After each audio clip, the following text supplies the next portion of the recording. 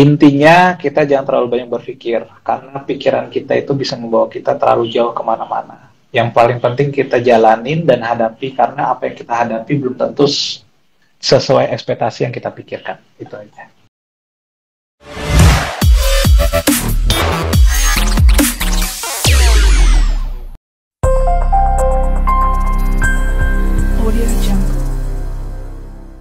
Hai The Consulting Lovers, apa kabar buat teman-teman? Semoga teman-teman selalu sehat ya, selalu diberkatin ya teman-teman ya. Hari ini kita akan sharing-sharing ya teman-teman ya, seperti biasa di acara The Ngobis ya.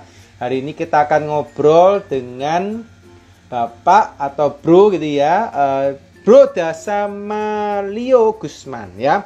Beliau adalah owner Salad Moi dan Hola Juice ya.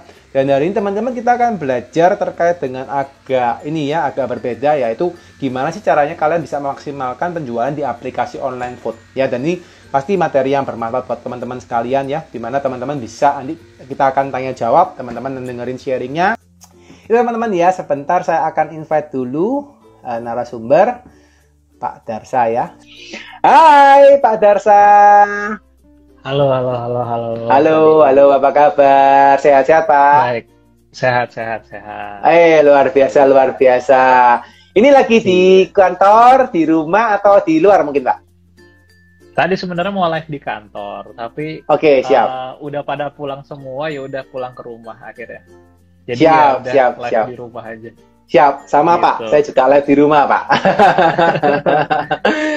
Senang nih ketemu pertama kali live langsung sama Pak Deddy nih akhirnya. Thank you. Saya thank you Pak. Terima kasih, ini sudah Pak Darsa nyempat-nyempatin waktu ya Pak untuk live ya dengan kami di acara The Ngobis ya Pak.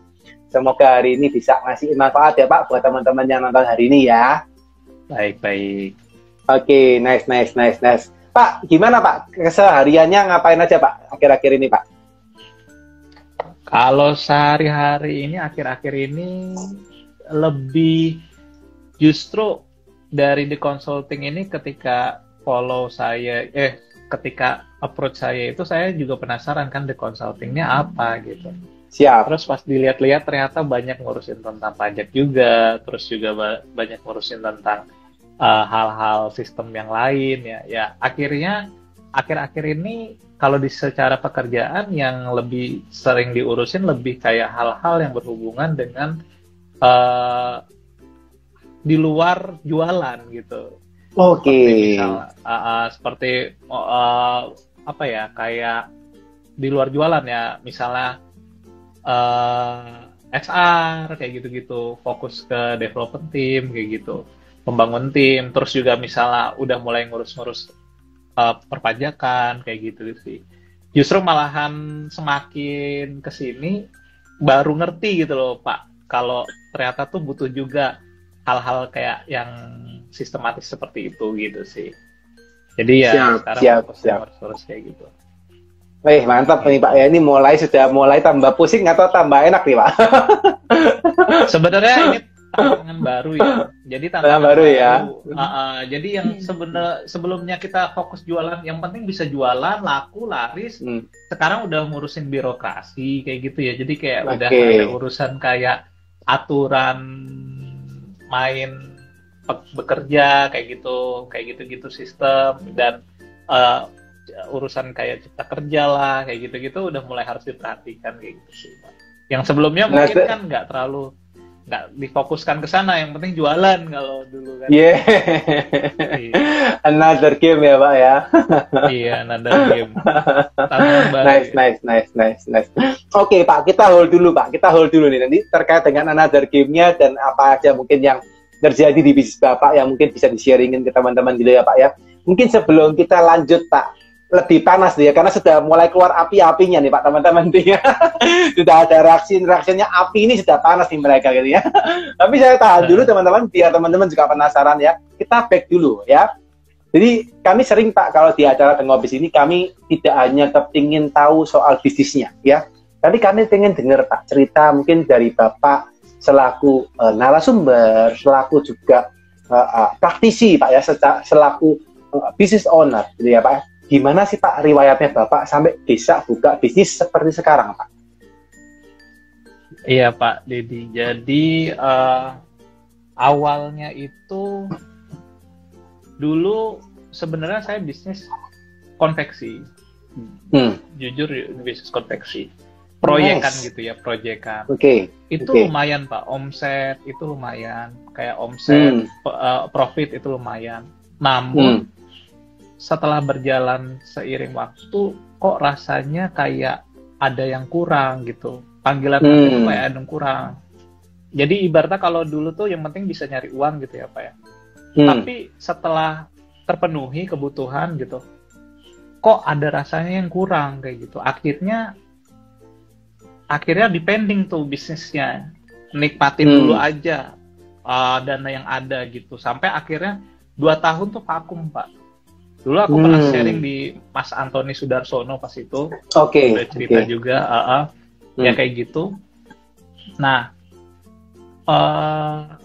sampai akhirnya saya ngumpul sama teman-teman pengusaha kuliner ya di Jogja. Ada Mas Hedar, Mas Ongki pas itu di pengusaha kuliner Yogyakarta. Dulu belum punya bisnis apa-apa, cuman ngelihat itu sedikit minder kayak gitu. Kayak kita udah dana simpanan udah habis gitu ya.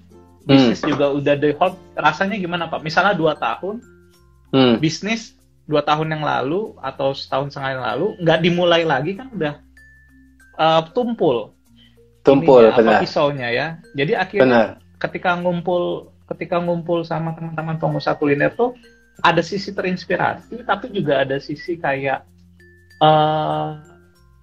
demotivatednya. Jadi kayak usaha apa ya, ngelihat teman-teman udah bagus usahanya kayak gitu, udah ada yang jualan ini itu, dan akhirnya ya sempat demotivated.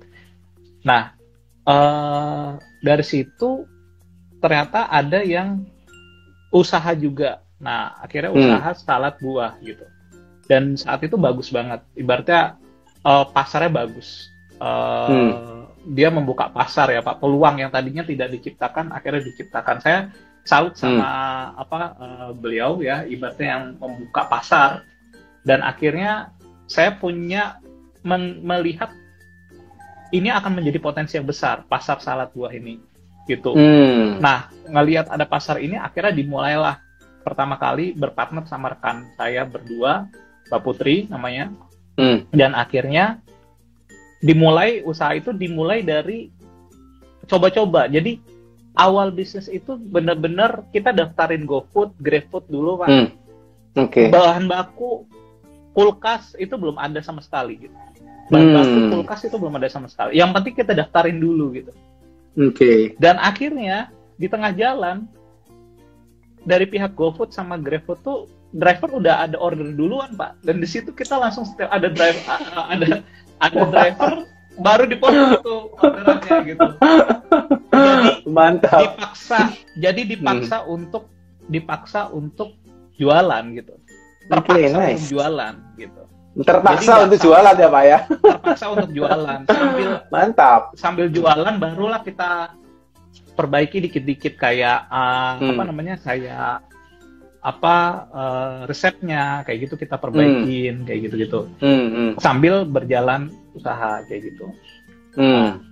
Gitu sih Pak. Jadi awalnya itu kayak gitu dan akhirnya dikit-dikit kita terus memperbaiki diri sampai ya saat ini sih gitu. Nice. Jadi awal pertama kali itu malah stok bahan nggak punya gitu ya Pak ya. Belum persiapan. Freezer juga masih, tadi peralatan juga belum, masih minim ya Pak ya kondisinya ya. Iya, nggak punya semua. Dapat order malah akhirnya dikasih di jalan nih. Mau nggak mau harus jalan nih gitu ya. Iya, harus. Oke. Pak, menarik Pak. Ini very interesting gitu ya, karena nggak banyak saya dengerin cerita seperti Bapak gini Pak, dimana bahasa saya itu ibaratnya Bapak lagi berjuang gitu ya, lagi maju, belum siap apa-apa gitu ya, Tuhan kasih berkat gitu ya, malah disuruh digedein ordernya gitu ya. Nah, tapi penasaran Pak gitu ya, apakah setelah Bapak melakukan order pertama kali gitu ya, terus langsung mulus Pak gitu ya, naiknya langsung stabil gitu, naik terus atau gimana Pak ceritanya? Nah, saat pertama kali order itu otomatis banyak komplain banget komplain. Karena kan kita nggak siap ya. Nggak siap. Tapi di balik ketidaksiapan itu kita terus memperbaiki. Jadi kayak memperbaiki kualitasnya, mayonesnya, dan nyetok lebih banyak lagi, kayak gitu ya Pak ya. Jadi sambil kayak gitu, dan akhirnya kita kan udah keburu berjalan, udah keburu start ya, udah persiapan udah keburu start. Ya di sela-sela berjalan itu aku akhirnya riset gitu. Barulah riset. Jadi kayak riset kecil-kecilan kayak tentang brandnya, tentang bagaimana nanti jualannya, kayak gitu. Arah ke depannya gimana, terus strateginya seperti apa. Itu yang akhirnya kita susun, dan bagaimana strateginya, USP-nya apa, unique selling point yang harus kita jual apa gitu. Gitu. Nah, dari situ akhirnya mulus, Pak. Dan awal itu dari yang tadinya kita gini-gini ya naik turun akhirnya growth gitu. Oke, nice. Saat itu kompetitor ada 10 cabang kompetitor. Wow. Itu jadi tantangan, kita baru 1 cabang, dan itu jadi tantangan banget karena kita punya USP yang kuat sih, unique selling point yang kuat. Gitu. Wow, keren tuh, ibaratnya kita melawan raksasa ya Pak ya, salah 10 cabang kita baru 1 ya. Iya, gitu. Makanya saya salut juga gitu sama kompetitor itu, jadi sebagai motivasi gitu sih Pak. Karena kalau tanpa kompetitor itu pasar juga kurang bagus ya, gitu sih. Yes. Agree. Pak, sampai sekarang tapi kompetitornya masih ada kondisinya? Atau sudah? Oh, masih ada? Masih. Oke, masih ada. Justru dikuasai ya sama kompetitor itu. Itu yang membuat kita saling kalau terlihatnya mungkin itu saling di luar mungkin melihatnya saling ibaratnya mengeluarkan ide masing-masing gitu ya. Tapi sebenarnya kita sebenarnya saling support secara tidak langsung. Kenapa aku bilang saling support? Karena dengan adanya dengan ada kompetitor ini, akhirnya pasar atau kebutuhan salah tuh dibutuhkan gitu loh Pak. Yang tadinya kalau ibaratnya nggak ada kompetitor, orang jenuh sama produk itu. Tapi ya ibaratnya disandingkan di bandara ada Coca-Cola sama brand lain, Pepsi sebelahan, orang jadi butuh gitu sama produk tersebut gitu. Tapi kalau satu kayak nggak butuh. Nah, intinya sih malahan kompetitor tuh malahan yang membuat kebutuhan pasar tuh tinggi sih gitu Pak. Oke. Nice. Ini malah ada kompetitor, kalau memang bagian teknik marketing memang harus ada kompetitor malahan ya Pak ya. Kalau nggak ada kompetitor malah kesannya itu garing ya Pak ya. Iya, kurang enak gitu ya. Iya, betul. Oke, nice. Jadi teman-teman yang punya kompetitor, teman-teman nggak usah khawatir gitu ya, karena itu malah ngeramein tuh dunia persilatan di bisnis ya. Betul, tergantung pandangnya aja sih. Bener Pak, sepakat. Ya. Oke Pak, penasaran Pak. Tadi Bapak kan sempat kulik-kulik gitu ya, akhirnya ketemu USP terkait dengan bisnis Bapak dan kawan-kawannya gitu ya. Kalau boleh disimpulkan Pak, tadi kan Bapak bisa dari yang goyang-goyang gitu ya, naik turun, sampai bisa mulus gitu ya Pak. Apa sih Pak kuncinya Pak? Kok bisa sampai akhirnya terakhir bisa mulus kayak pesawat terbang gitu Pak? Ya, oke. Kalau kita ngomongin produk ya Pak, USP yang kita keluarkan dan akhirnya sampai sekarang ya akhirnya menjadi contoh juga jadi dari kompetitor untuk menerapkan itu. Itu salah satunya dari kekurangan kita sendiri Pak. Jadi sebenarnya saat itu kompetitor punya style untuk salad buah itu dipotong di tempat, bukan dipotong di stok. Jadi di kulkas sudah di stok gitu Pak. Oke. Jadi sudah di stok, jualannya sudah di stok. Nah, sedangkan kami itu saat Moy itu tidak bisa stok karena takut nggak laku gitu. Jadi takut nggak laku gitu kan. Pertama takut nggak laku, yang kedua takut buahnya busuk. Yes. Wastingnya banyak gitu. Wastingnya banyak gitu kan. Bener. Nah, tapi di situ saya melihat ada celah yang bisa dijadikan USP. Unique selling point-nya, yaitu kenapa kalau semua salad itu di stok, justru kenapa kita jualan fokus aja salad buah fresh made atau salad buah yang dipotong di tempat gitu. Jadi akhirnya setiap ada orderan kita buatin baru dipotong gitu, Pak. Nice. Dan itu jadi USP kita gitu. Jadi kekuatan kita. Dan akhirnya orang-orang order tuh beli di Salad Point karena salah satunya baru dipotong di tempat atau baru dipotong saat di order gitu. Padahal sebenarnya itu kekurangan kita karena kita nggak mampu nyetok, Pak. Gitu. Luar biasa, Pak.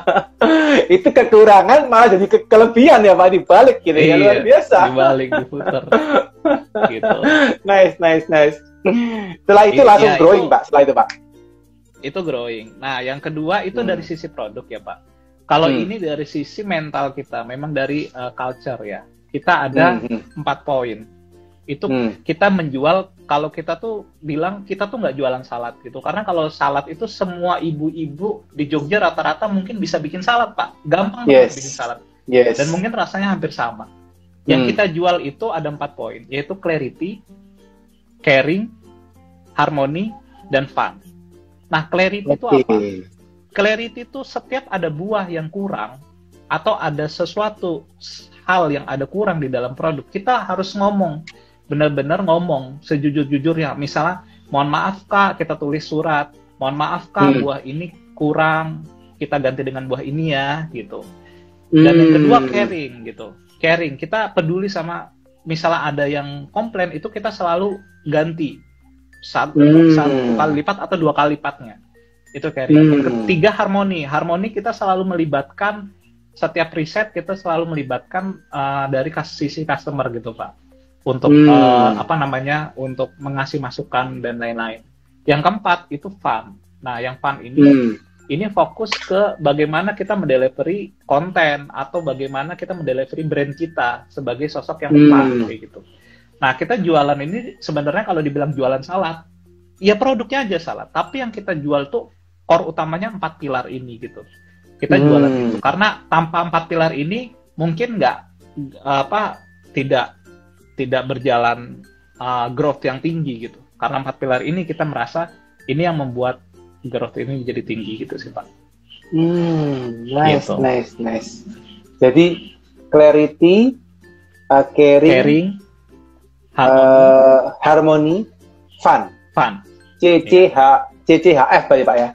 CCHF gitu ya. Jadi clarity, caring, harmoni dan fun. Oke, nice. Jadi ini kalau saya boleh ngomong itu kan seperti culture ya, Pak. Seperti culture-nya Moi gitu ya.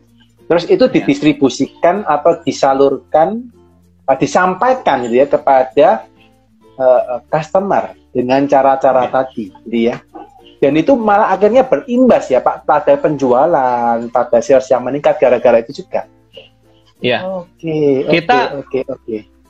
Kita akui hampir 1,5 tahun atau ya hampir 1,5 tahun itu tidak pernah beriklan. Nggak pernah. Jadi itu dari awal buka, Pak. Dari awal buka, Pak. Iya, betul. Ya. Oke.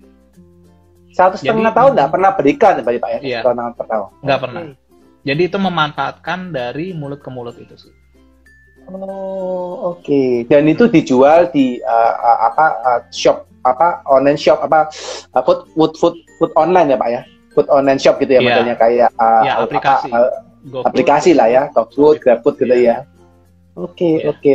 Dan itu tanpa iklan, tanpa promotion, tanpa promo-promo, kode-kode promo itu juga nggak dilakukan ya, Pak? Iya. Oke. Iya, betul. Oke, monggo Pak, dilanjutkan Pak. Silakan Pak Darsya. Terkait dengan tadi ya. Jadi yang kita jual sekali lagi bukan produknya, karena produk itu pasti banyak yang bisa menyamai dan siapapun bisa mengcopy. Menyamakan rasa, menyamakan produk itu saya yakin bisa, Pak. Tapi kalau menyamakan culture atau apa yang kita jual di belakang itu belum tentu bisa. Gitu. Jadi kita pertahankan hal itu gitu. Itu yang sampai sekarang kita perkuat. Nah, itu lalu yang kedua adalah bagaimana strategi untuk menerapkan untuk berjualan di aplikasi, Pak. Jadi di aplikasi itu ada strateginya sendiri, nggak sekedar jualan gitu, nggak.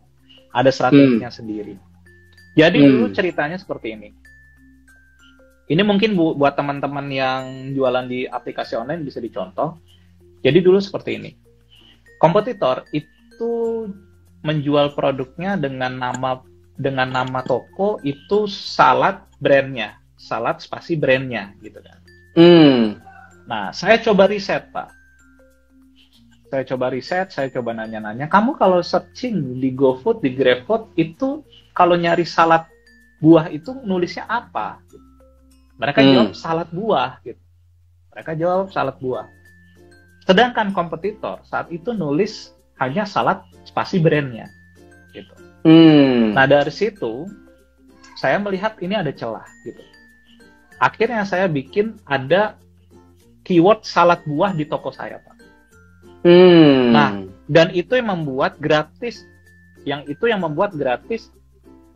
promosi. Jadi secara tidak langsung, ketika orang pengen beli salad buah di kompetitor, mereka kan ketik salad buah, Pak. Yes. Saat mengetik salad buah yang keluar itu salad moy. Karena salad moy tulis salad buah gitu. Nah, ini tips buat teman-teman yang masih tokonya itu masih belum punya keyword yang kuat. Misalnya contoh ya, Pak. Ada dia jualan nasi ayam goreng gitu ya. Nasi ayam goreng gitu. Tapi nama tokonya misalnya Sejahtera, Resto Sejahtera. Ketika ada orang mau searching ayam goreng, ngetik ayam goreng di aplikasi, nama tokonya cuman Resto Sejahtera, tidak akan keluar. Kan Resto Sejahtera, kecuali Resto Sejahtera ayam dan bebek. Yes. Ketika orang ada yang searching ayam. Ada yang searching bebek, keluar. Nah, saat itu yang salah satu kita manfaatkan. Keyword salad buah itu. Ya, walaupun sekarang kompetitor juga menggunakan keyword itu. Gitu. Jadi, itu yang harus kita lihat adalah celah-celah di bagaimana, kalau di Google itu mungkin kita nyebutnya SEO ya, Pak ya? SEO, benar. SEO. Nah, ibaratnya di aplikasi juga ada SEO-nya. Nah, kita harus bagaimana mempelajari SEO-nya kita untuk searching. Jadi kalau kita punya jualan nasi goreng gitu, nama nasi gorengnya Pak Dedi, Resto Pak Dedi gitu. Tambahin keyword nasi goreng, misalnya Resto Pak Dedi dalam kurung nasi goreng gitu. Supaya pas orang searching nasi goreng muncul gitu. Gitu sih, Pak. Atau nasi goreng Pak Dedi gitu ya, Pak ya? Ya, betul, nasi goreng Pak Dedi gitu. Itu salah satu yang kita ini. Gitu. Oke. Menarik ya, Pak. Jadi dari yang Pak lakukan pertama itu basically kan masuk ke kalau kita ngomong di SEO Google itu juga bisa dilakukan di online, food online ya, Pak ya, malah di food dan di ini ya, di Grab ya, itu dan itulah hitungannya kan satu hal yang cukup sederhana ya, Pak, untuk dilakukan ya. Sederhana, tapi sepele, sederhana, simple, tapi banyak yang nggak aware sama hal itu. Yes, agree. Masih banyak yang tidak nambahin keyword tokonya gitu. Gitu sih, Pak. Jualan nasi goreng, ayam, tapi tidak nambahin.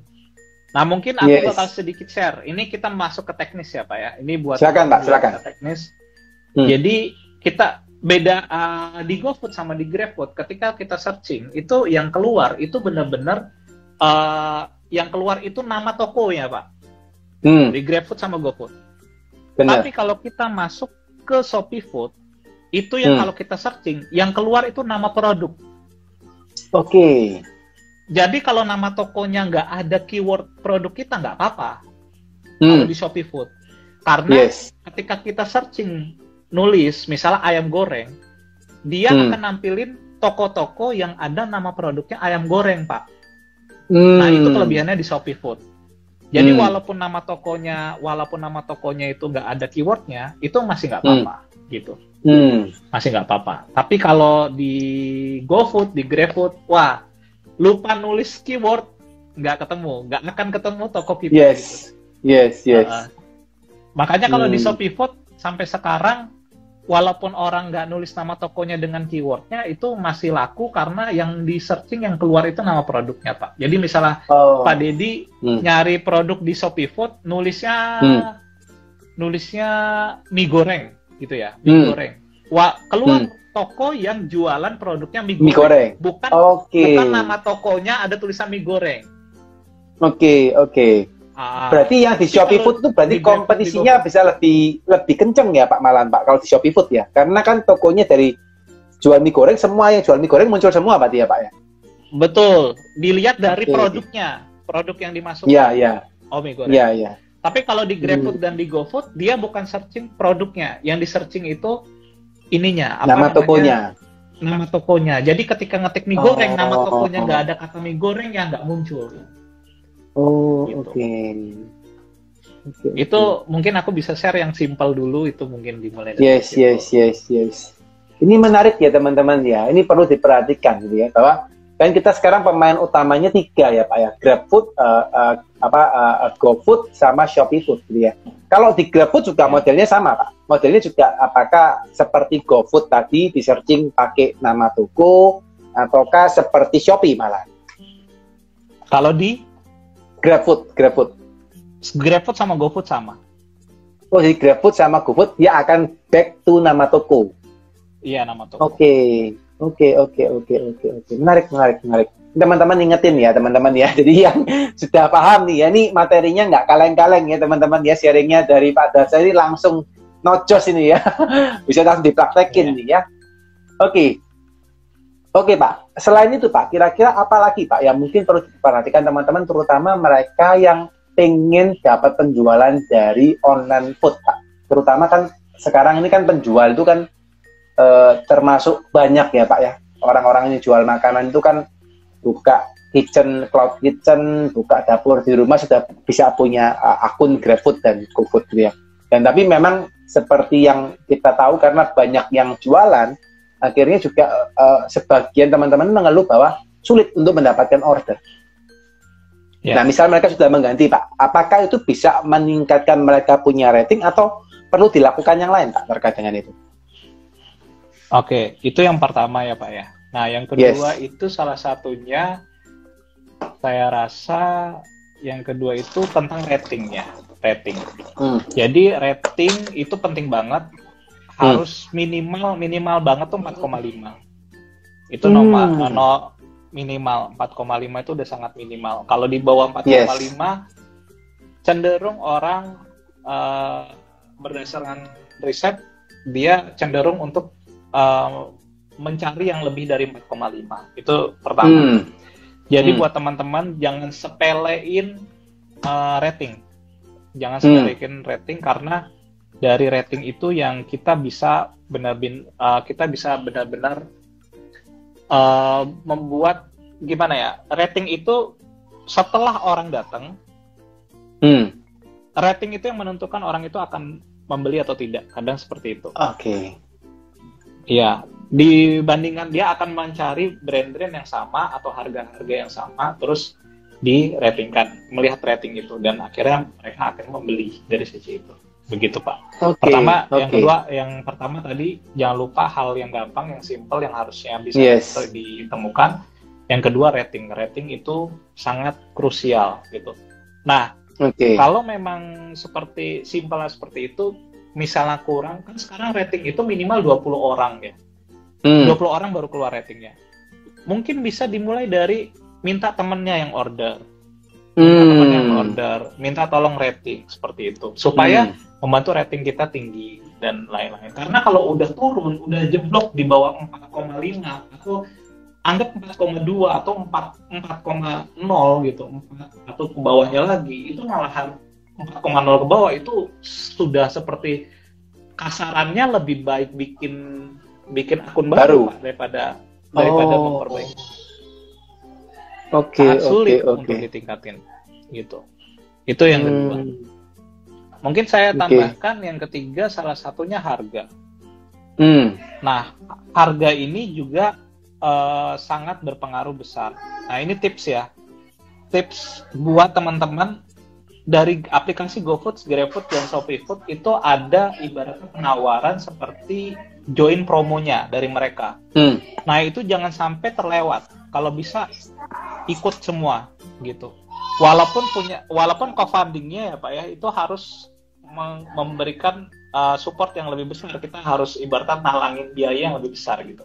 Nggak apa-apa harus dijoinkan karena nanti dari pihak aplikator itu memberikan support yang lebih, misalnya produk toko kita ditampilkan di atas, terus juga ditampilkan di atas atau ditawarkan di atas, dan di fitur-fitur tertentu toko kita ditampilkan, diiklankan sama mereka kayak gitu. Toh kita bisa naikin harga nanti untuk naikin harga untuk dapat promo, kan kita dapat promo ya Pak ya, dapat promo, kode promo. Nah itu kita bisa naikin harga. Nah dari naikin harga kita cut kayak gitu. Jadi ya intinya kalau ada program dari aplikasi jangan ke-skip. Karena sekalinya ke-skip bisa-bisa toko kita nggak, ya sulit dapat order. Jadi ada itu apapun dari aplikasi ambil aja gitu Pak ya. Joinin aja. Nanti masalah co-fundingnya lebih besar atau lebih mahal, kita bisa naikin harga jual di situ. Kecuali ada kecualinya Pak. Kecuali brand yang kita jual ini sudah sangat baik ya. Misalnya contoh kayak 11 Coffee ya, 11 Coffee SSW temanku. Itu nggak usah promo, ya udah dicari orang gitu. Ya promo program nggak apa-apa. Tapi kalau kita buat pendatang baru, ikutin program-program dari aplikasi. Itu saran saya. Karena supportnya tuh tinggi juga dari aplikasi. Ya, misalnya Pak Deddy ini lagi mau buka nih, mau beli makanan gitu. Mereka yang join promo itu nanti pas Pak Deddy buka aplikasi, ditampilin tokonya di situ. Ditawarin kayak gitu. Tapi buat yang nggak join kan nggak ditawarin, harus dicari dulu seperti itu. Benar. Itu.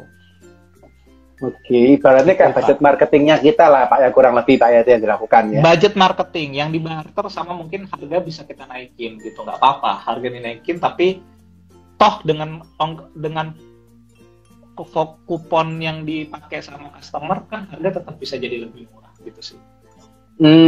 Karena barternya itu dari aplikasi kita dapat kupon voucher atau promo gitu loh Pak. Oh, gitu. Kitanya Pak sebagai owner ya Pak ya? Sebagai customernya. Oh, sebagai customernya. Oke. Bisa dapat voucher lebih gitu. Oke. Interesting. Pak, penasaran Pak. Ini tadi Pak cerita kalau terkait dengan rating gitu ya. Tadi ngomonglah ada 20 orang, kita sebagai teman gitu ya. Kita kasih tester lah gitu ya. Kita kirim, mereka suruh order, kita kirimin gratis gitu ya. 20 orang, ibaratnya promosi ya Pak ke mereka gitu ya. Terus akhirnya kita dapat rating lah bintang 5 gitu ya. At the end Pak gitu ya. At the end habis kita udah dapat rating 5 itu 20 orang. Terus kita melakukan penjualan. Yang mana masih baru nih Pak, menjual kepada customer gitu ya, customer real, bukan customer yang kita kasih gratis gitu ya. Ternyata produk taste-nya belum bagus, packaging-nya belum bagus, akhirnya ratingnya kurang Pak gitu ya. Kira-kira kalau seperti itu apa Pak yang harus dilakukan Pak buat teman-teman misalnya mengalami hal yang sama? Mungkin yang bisa diterapkan, nggak apa-apa dicontoh ini, salah satunya adalah caring, yang tadi, budaya caring itu. Simple. Siap. Kadang kita pasti yang namanya khususnya jualan awal itu ada aja yang namanya kekurangan gitu. Nah, tapi kita lupa kalau kita tuh pasti ada yang kurang. Nah, sebaiknya kita bikinkan boleh kartu kecil atau surat kecil. Ya minta pendapat ke mereka bagaimana rasanya. Bagaimana pelayanan kami? Kalau ada kurang tolong kasih tahu. Kalau ada kurang hubungi ini. Kalau bagus tolong rating 5 atau seperti apa. Itu simple Pak. Tapi orang yang tadinya mau ngasih rating jelek, ya kan? Baca itu bikin nggak jadi. Daripada saya rating jelek, saya ngomong. Benar, komentar. Gitu. Itu salah satu mungkin yang bisa diterapkan. Saya juga kadang beli produk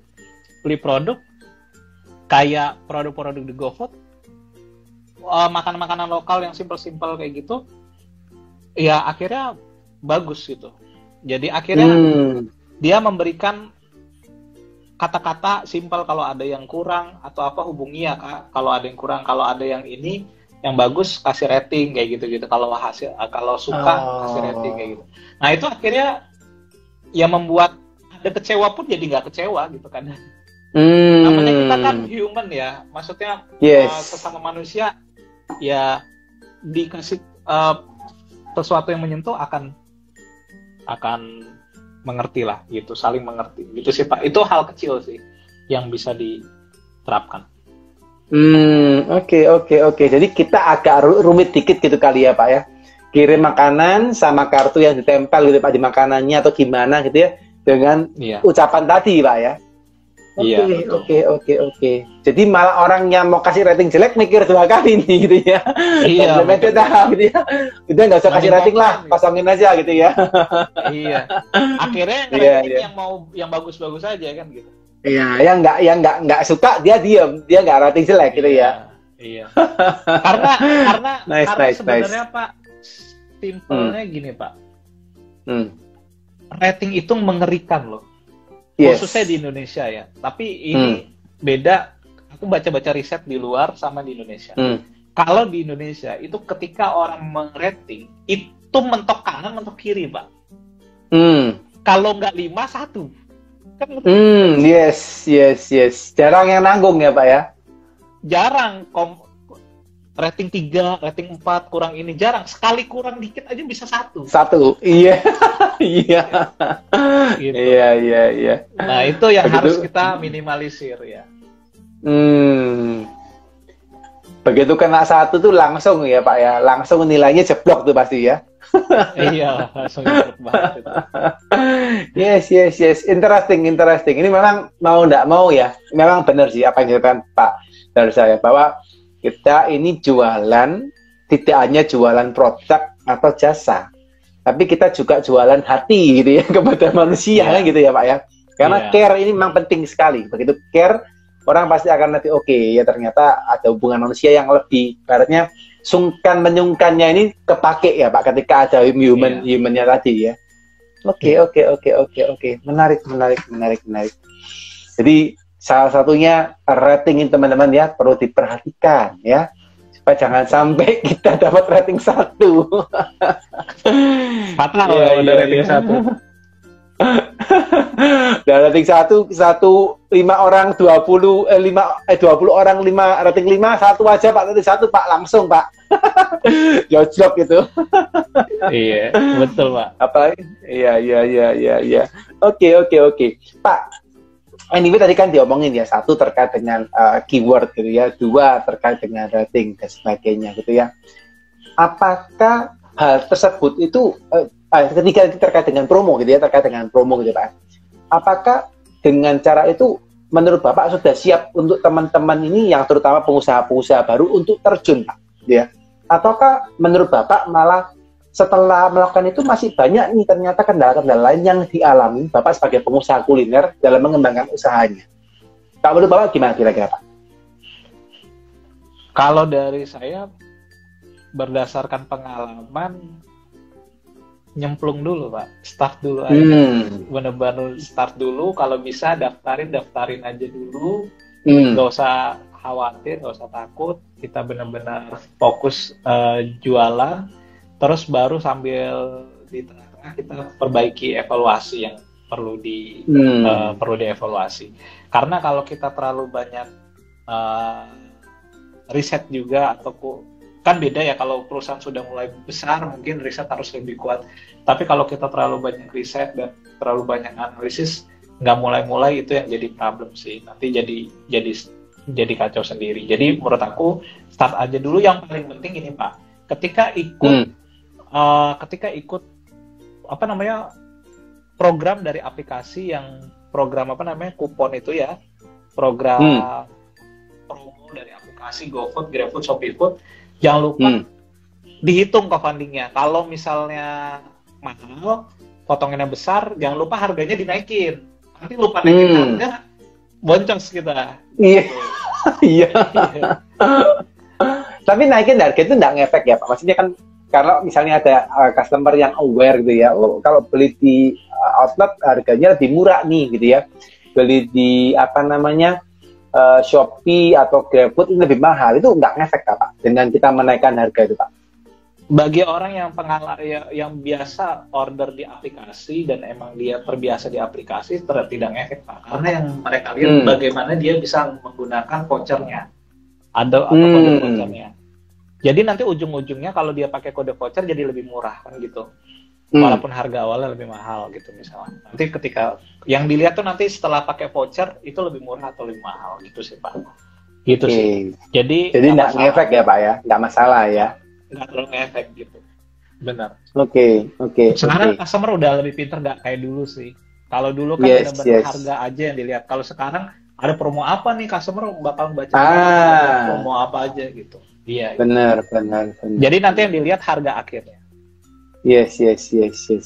Pak, ini juga Pak, mungkin pengen tahu secara ini ya, secara Bapak sebagai praktisi gitu ya, bahwa kalau di sekarang ya Pak, ini nggak tahu benar atau enggak, cuma saya sering sharing gitu ya di circle saya, bahwa sebagian orang itu sudah mulai aware terkait dengan harga di GrabFood, GoFood, dan ShopeeFood yang memang semakin lebih tinggi gitu ya. Dan akhirnya sekarang itu mulai ada kayak habit baru bahwa orang-orang ini sekarang mulai bergeser meninggalkan aplikasi Pak. Katanya begitu gitu ya. Karena lebih mahal gitu ya, dan mereka lebih cari sendiri gitu ya. Nah, kalau fenomena ini apa benar Pak menurut Bapak gitu Pak? Maksudnya Bapak melihat seperti itu atau malah enggak gitu ya? Kalau ditanya benar Pak, karena memang datanya seperti itu. Berdasarkan data dia take away atau dine in itu sekarang meningkat. Memang karena biaya pemesanan di aplikasi sekarang menaik atau lebih mahal. Yes. Gitu. Yes. Naik. Ongkirnya startnya yang tadinya murah sekarang jadi lebih tinggi. Benar. Jadi yang tadinya murah jadi lebih tinggi. Jadi ya sudah harus kita memperhatikan dine-in juga Pak. Tapi selama dari 3 aplikator ini masih ada yang bakar-bakar uang, masih aman Pak. Intinya gitu. Salah satunya ya mungkin aku sharing ya, mungkin salah satunya sekarang kan GoFood yang lagi bakar-bakar uang nih, yang lagi banyak promonya. Iya, jadi akhirnya masih bagus gitu untuk penjualan di online. Namun kalau tiga-tiganya udah benar-benar mahal, berhenti yang seperti itu, mungkin dine-in akan yang jadi primadona gitu. Jadi ya memang kita sudah aware juga untuk fokus juga di dine-in gitu sih Pak. Oke. Pak, kalau seandainya Pak, kalau misalnya nih kita dulu pakai GrabFood, GoFood, ShopeeFood dan kawan-kawan gitu ya. At the end mungkin orang misalnya kalau kita ngomonglah di kota kita di daerah barat, misalnya kita di Jogja tapi di barat tuh ya. Terus ada dari Jogja Timur pesan, nah mereka kan tinggal pakai GrabFood dan ShopeeFood bisa melakukan.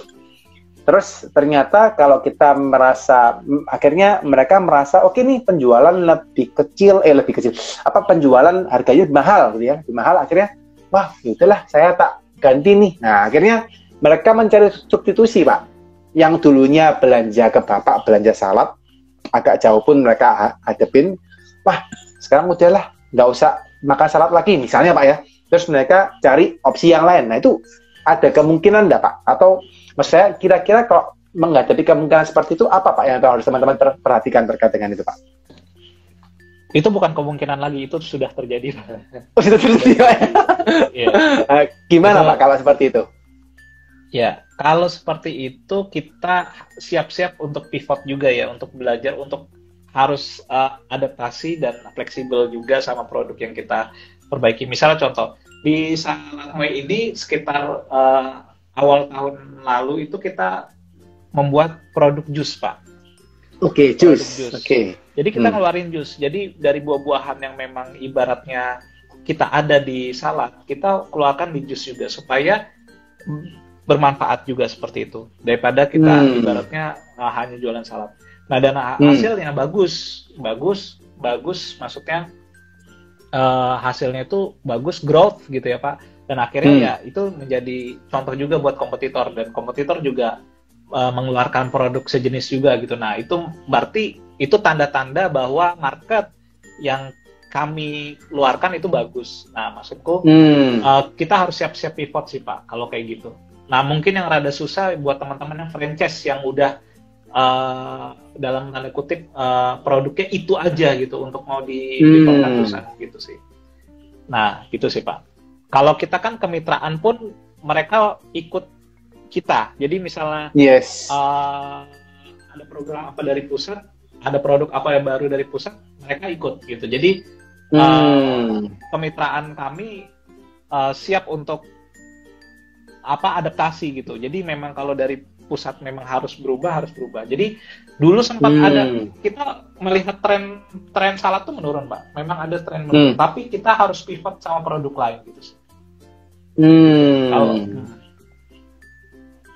gitu Pak. Jadi Oke. Jadi malah dilakukan dengan cara tadi ya Pak ya. Mau nggak mau harus coba pivot dengan produk lain, jadi yang akhirnya bisa mendongkrak gitu ya penjualannya. Oke. Nice. Khususnya buat produk yang secondary ya Pak. Khususnya buat produk yang secondary kayak salad, brownies, minuman, itu lagi, apalagi musim hujan kayak gini ya lagi bener-bener drop gitu. Yang lagi bagus-bagusnya produk pokok Pak, apalagi di resesi keuangan sekarang ya otomatis yang jadi problem keuangan kan sekarang orang bahan baku meningkat semua, dan biaya-biaya keluar meningkat semua. Itu yang lagi high di online tuh ini Pak, makanan pokok tuh maksudnya yang nasi-nasian kayak gitu. Itu nggak terlalu terkena dampaknya. Tapi kalau kayak minuman yang secondary, terus kayak snack, itu kena dampaknya. Jadi mereka sekarang lebih prefer makan kenyang ya Pak daripada makan cemilan, gitu ya? Iya betul. Makan utama dulu. Jadi utama terpenuhi baru yang itu sih Pak. Yes. Ini makanya kita penting tahu juga ya Pak kondisi makroekonomi gitu ya, kondisi mikroekonomi seperti apa. Jadi kita juga teman-teman nggak boleh stagnan terus cuma bahasanya ngeluh gitu ya. Kok penjualan saya turun gitu ya. Tapi harus cari cara gitu ya supaya bisa ningkatin penjualan gitu ya Pak dari saya. Betul. Buat teman-teman yang produk utama ya bagus dipertahankan karena produknya masih bagus. Buat teman-teman yang jualannya secondary product ya harus pivot sih, harus mencoba untuk berinovasi lagi gitu. Ini mungkin nanti Bapak keluarin lagi ya Pak produk untuk makanan yang utama gitu Pak, atau tetap bertahan di daerah buah gitu, atau seperti apa rencana ke depan? Kita tunggu nanti. Aduh, mantap ini Pak. Buat teman-teman penasaran ya. Pak, tadi Bapak cerita Pak sambil saya pengen dengar nih Pak. Juga mungkin teman-teman juga pengen tahu. Tadi Bapak kan sempat cerita bahwa ada kemitraan Pak gitu ya. Kemitraan yang dilakukan. Itu gimana sih Pak proses kemitraannya di tempat Bapak sendiri Pak? Kalau proses kemitraan sebenarnya kita masih rekan-rekan dekat aja sih Pak. Jadi belum yang dibuka gitu. Jadi semua kita manajemennya dari pusat ya, misalnya manajemen kayak ketentuannya, programnya kayak gitu-gitu. Jadi makanya kayak ada produk terbaru juga kompetitor, mitra juga ikut kayak gitu. Jadi ikut semua gitu. Kalau dibilang kita memang belum membuat, justru dengan The Consulting saya mau belajar kemitraan Pak, gimana caranya biar siap Pak, nanti kita ngobrol Pak setelah acara ini Pak. Oke, menarik. Berarti sekarang selama ini masih untuk teman-teman atau relasi-relasi dekat ya Pak yang menjadi mitranya Bapak ya. Oke, nice. Ini teman-teman ada peluang ya. Ini salad ya, salah satu industri yang cukup ini ya, ibaratnya apa namanya, segmented gitu ya, saya bahasanya segmented karena bukan komoditas. Kalau komoditas itu seperti nasi udah komoditasnya gitu ya, mie itu komoditas, tapi salad ini salah satu produk yang segmented dan ini masih peluangnya terbuka nih. Teman-teman harus follow nih ya Pak Darsa ya. Kalau kita bilang terbuka, kita lebih ke Moi Group-nya Pak. Jadi yang kita katakan Moi Group-nya. Moi Group itu jadi mitra itu nanti kalau ada brand baru, tenang aja karena dia akan update. Misalnya kita ngeluarin brand baru, akan update kayak gitu. Jadi nanti mitra itu nggak cuma dapat salad, tapi misalnya dari Moi Group itu ngeluarin ada misalnya salad sayur, nanti mitra juga dapat salad sayur juga. Oke. Nice, jadi nice. mungkin kalau di Jakarta itu mirip Hungry ya. Hungry itu kan satu tempat punya banyak produk kayak gitu ya Pak. Nah, sama kayak punya banyak brand. Nah sama kayak kita juga punya banyak brand tapi healthy. Yang healthy. Gitu. Ya, beberapa pemain kemitraan memang sudah melakukan ya seperti itu Pak. Jadi memang modelnya dibuat seperti itu karena mereka punya ongkos lebih ngirit setempat, tapi produknya banyak, pilihannya banyak, waste-nya sedikit, orangnya sedikit, sewanya juga lebih murah. Itu sih kalau yang tak lihat ya dari kondisinya strategi bisnisnya udah mulai ngarah ke sana. Gitu. Strategi bisnisnya kayak gitu. Iya.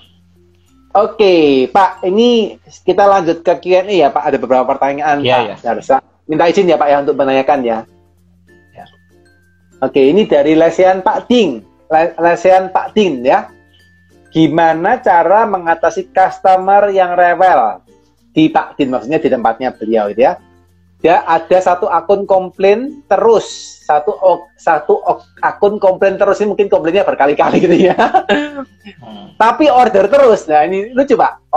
Akunnya komplain terus, tapi order terus Pak ya. Kalau ditelepon nggak mau angkat.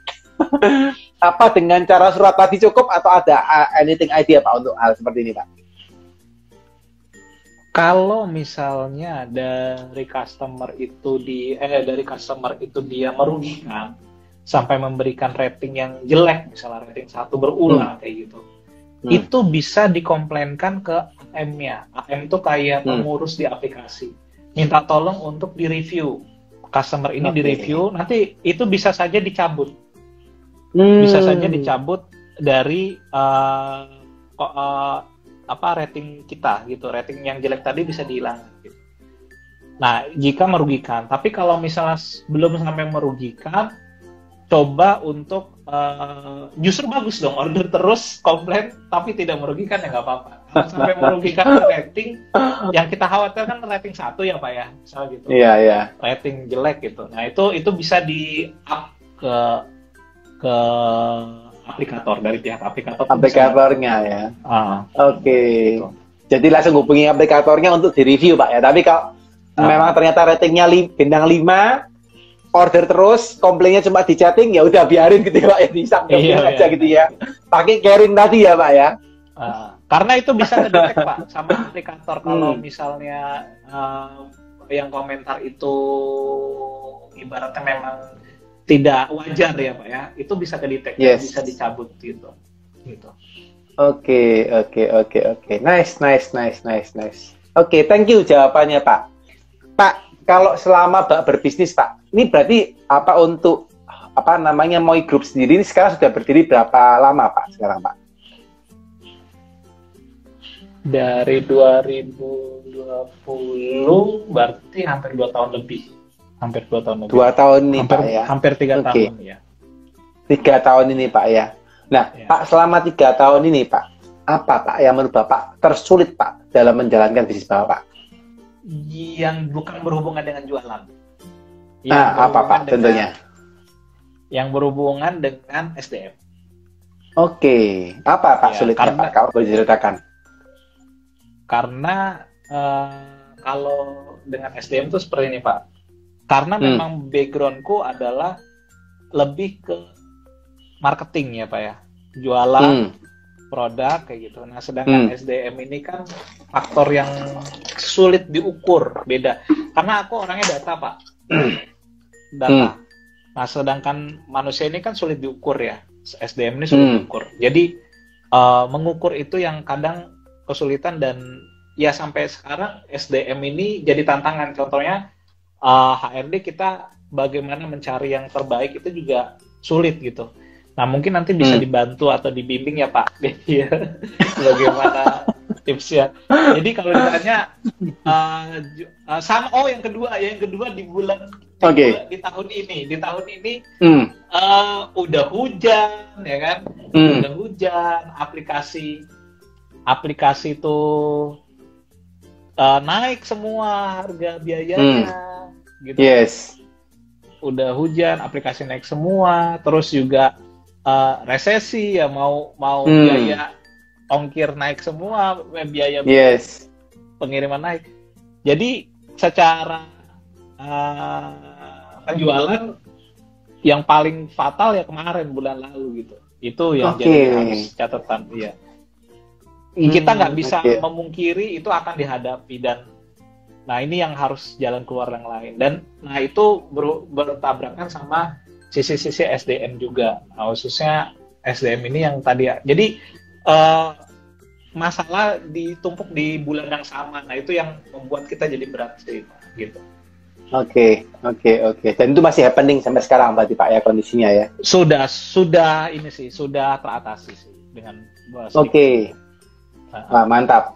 Apa Pak cara mengatasinya Pak? Kalau nggak terlalu konfidensial ya Pak, dan boleh sharing ya Pak. Kira-kira apa Pak cara mengatasinya harus Pak? Mungkin aku nggak ngomongin teknis detailnya ya Pak ya. Mungkin yes. Jadi gini, saat itu aku coba berpikir untuk lebih memikirkan saja. Aduh, ada masalah ini, dipikirin. Strateginya gimana? Aduh, gimana? Mikirin terus gitu Pak. Nah, partnerku ini ibaratnya dia tipikal yang ini gas gitu, dihadapin. Gaspol. Gaspol. Akhirnya tuh pas dipikir-pikirin tuh, pas lagi ternyata digas, ternyata nggak sesuai ekspektasi ya. Maksudnya ternyata simple ya, nggak sesuai ekspektasi. Maksudnya kayak alah, nggak sesuai yang dipikirin. Kalau yang dipikirin tuh kayaknya berat banget gitu Pak. Tapi setelah dijalanin tuh ternyata nggak seperti dibayangkan. Jadi tipsnya itu kalau salah satunya jangan terlalu banyak mikirinnya, coba dihadapin dan dijalanin. Itu sih kalau menurut aku. Karena ketika belum tentu apa yang kita jalanin itu ternyata sesuai apa yang kita pikirin. Kalau pas dipikirin tuh, pikirannya tuh sampai kesana-sana, sampai jauh banget itu. Tapi jalanin aja. Mantap Pak. Gitu. Mantap. Itu teman-teman ya, pengusaha siapapun kalian yang ada nonton pasti akan ngalamin ya Pak ya. Don't worry guys ya, jangan merasa seorang diri guys ya. Karena itu ada The Ngopis ya, karena itu teman-teman boleh datang di acara The Ngopis setiap Senin karena ini ya. Karena teman-teman pasti ngalami masalah ya. Nggak hanya pengusaha yang besar, pengusaha kecil, pengusaha menengah, everybody akan menghadapi masalah ya Pak, dalam bisnis ya. Tapi itu yang menarik dari seninya guys. Dan seperti Bapak omong tadi bahwa let it go gitu ya, Kak, lagunya Frozen gitu ya. Jalanin aja ya. Jangan dipikirin, pokoknya dihadapin dan pasti bisa tercapai. Nice. Bapak pasti berarti di Jogja Pak banyaknya Pak, atau di kota lain Pak banyaknya? Di Jogja, Semarang, Solo, Malang. Iya. Di Malang juga Pak ya. Tapi DIY Jatim. Oke. Tapi Bapak kalau stay-nya banyak di Jogja berarti, atau di kota lain juga? Ini cabangnya atau gimana Pak? Tadi yang ditanya. Bapaknya, Pak Darsanya. Seringnya di Jogja. Jogja. Oke. Berarti kapan-kapan kalau saya mampir Jogja saya ketemu Pak Darsa Pak. Iya, siap. Kita ngopi di angkringan nanti Pak, di Malioboro atau di mana? Iya. Oke. Bahwa ya di-sharingkan Pak Darsa tadi guys, topiknya simple.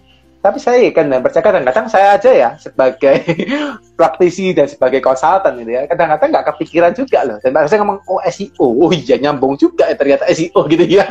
Di online shop juga nyambung tuh gitu ya. Dan apa lagi macam-macam ya, apa promo ikutin gitu ya, dan macam-macam. Dan itu saya yakin dan percaya pasti teman-teman bisa laku, pasti bisa terapin ya. Dan saya yakin dan percaya hari ini apa yang di-sharingkan Pak Darsa pasti memberkati teman-teman ya. Kalau belum nonton dari awal, yuk di rewind ke belakang. Ya, di rewind ke belakang teman-teman boleh lihat. Ya. Pak Darsa, saya izin Pak, ini kita mau akhirin Pak, supaya saya juga tidak menyita waktunya Bapak lebih panjang ya. Dan saya Bapak pasti punya waktu yang waktu lain yang akan digunakan. Tapi izin Pak, minta satu Pak, kata penutup Pak, dari Pak Darsa, untuk kita bisa mengakhirin sesi ngopi hari ini Pak. Monggo Pak. Intinya kita jangan terlalu banyak berpikir, karena pikiran kita itu bisa membawa kita terlalu jauh kemana-mana. Yang paling penting kita jalanin dan hadapi, karena apa yang kita hadapi belum tentu sesuai ekspektasi yang kita pikirkan. Itu aja. Nice. Itu cukup. Nice Pak. 4 jempol buat Pak Darsa ya Pak ya. Kasih. Semoga Pak sharing hari ini berfaedah Pak. Semangat terus buat Pak Darsa. Semangat terus buat keluarganya. Semoga selalu sehat, selalu diberkati Pak, dan selalu happy Pak ya. Dan buat teman-teman, thank you banget sudah nonton acara The Ngopi sampai akhir ya. Semoga acara ini bermanfaat buat teman-teman ya. Jangan lupa guys, follow ya Pak Darsa. Langsung follow, yang belum follow nanti nggak mendapatkan insight dari Pak Darsa. Siapa tahu besok-besok Pak Darsa buka kemitraan, wah langsung bisa beli misalnya gitu ya, ataupun apapun ya. Yuk follow Pak Darsa ya. Oke. Sekian ya acara ini kita akan akhirin. Buat teman-teman selalu semangat, selalu sehat, selalu diberkatin. Buat Pak Darsa juga, sampai ketemu lagi Pak di lain waktu. Salam buat keluarga Pak Darsa ya. Bye-bye Pak Darsa. Makasih teman-teman. Makasih Pak Darsa.